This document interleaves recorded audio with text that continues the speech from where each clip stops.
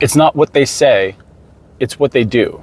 The president warned that any protests on Saturday would be met with force. Can you clarify what kind of protest President Trump does support or find acceptable? The president absolutely supports peaceful protests. He supports the First Amendment. He supports the right of Americans to make their voices heard. He does not support violence of any kind. He does not support assaulting law enforcement officers who are simply trying to do their job. It's very clear for the president what he supports and what he does not. Unfortunately for Democrats, that line has not been made clear, and they've allowed this unrest and this violence to continue, and the president has had to step in. One question. So if there were peaceful protests on Saturday for the militant parade, President Trump would allow that? Of course the president supports peaceful protests. What a stupid question. Raquel. Thank you so much, Caroline. Now that's what they say. Now let's see what they do. Guys ready? And bell seat. Sir, hands up, hands up.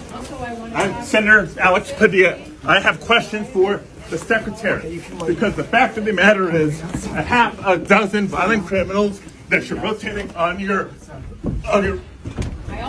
hands off. How many of our ICE agents have been docked? On the ground. On the ground. Hands behind your back. Hands behind your back. If you let my hands go ahead, stand behind my back. All right. Cool. One hand. Lay flat. Lay flat. Other hand, sir. Other hand.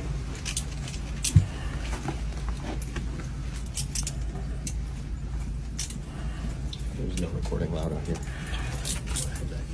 I did not know. There's no recording allowed out here per FBI rights for the building. So what, I'm sorry? When the First Amendment goes in our country, so does our republic. I was there peacefully. At one point, I had a question. And so I began to ask a question.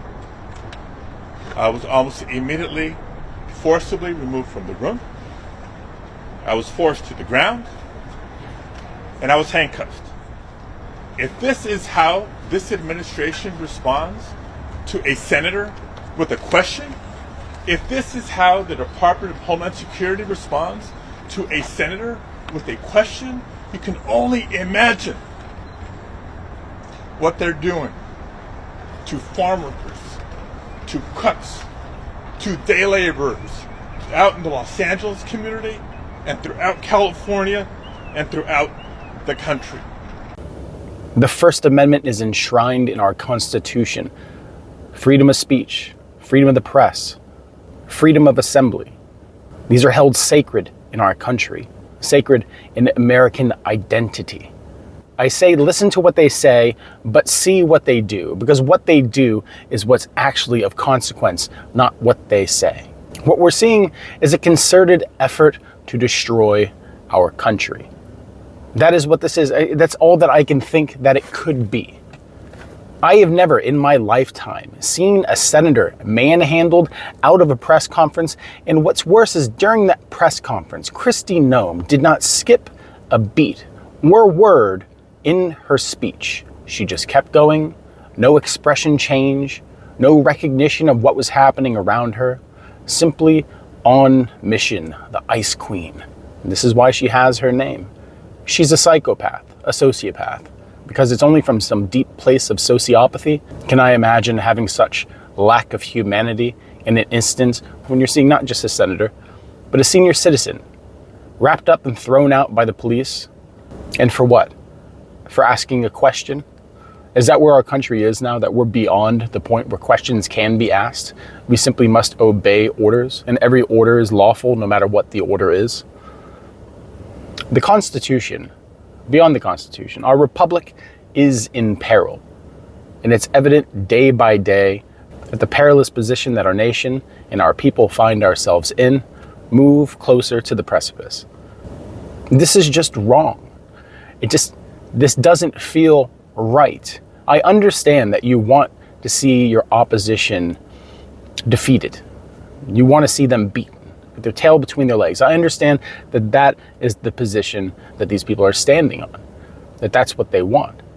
But what does this tell us as normal American people? People who aren't senators, people who aren't congressmen, just people who are living their day-to-day lives. If a senator can't ask a question, what about us? If a senator will get wrapped up and thrown in shackles, what about us? Free speech is what makes our nation different than any other dictatorship or banana republic out there. It's what makes our country, it's what makes Americans Americans. Our ability to voice our opinions, our ability to challenge power. Because without the ability to voice our opinions, without our ability to address the powerful, Americans are in a state of absolute oppression. And that's what we're seeing. Day by day, that's what we're seeing. America is becoming the land of the oppressed. But still, it's celebrated at the same time. And celebrated for what? And for why? Who does this benefit? And what accountability is there to have the constitutional rights, the most important constitutional right, the right of free speech, because it's from free speech that we have our liberty and our freedom in this country. If you take our speech away from us, we have nothing. America ceases to exist without freedom of speech. But when the freedom of that speech is dependent on the political position of the person that it's coming from, then our nation's lost. And free speech is dead. And the First Amendment's irrelevant. And that's what it looks like is happening in America now. And it's a shame. A great shame. Like I said, and like I always say, I don't draw myself to the left or right.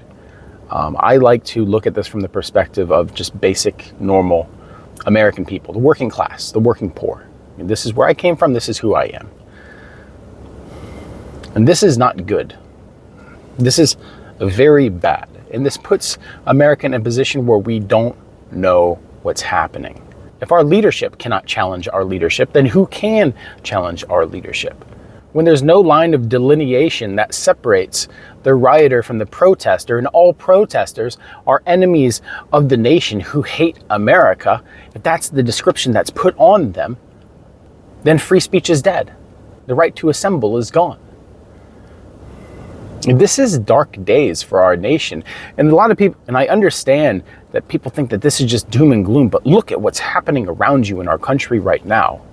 Look at the faces of those who are in charge right now and see that this is wrong and that they shouldn't be leading us. This isn't the best of our country, and this isn't our country anymore.